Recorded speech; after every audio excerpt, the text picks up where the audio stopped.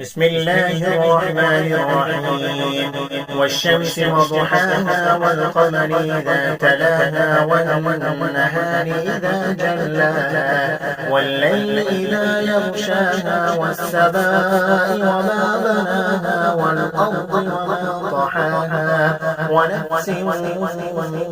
وما سواها فألهمها فجورها وتقواها قد أفلح من زكاها وقد خاب من دساها كذبت ثمود بتغواها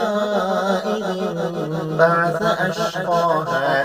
فقال لهم رسول الله ناقة الله وسقياها فكذبوه فعقروها فدمدم عليهم ربهم بذنبهم فسواها ولا يخاف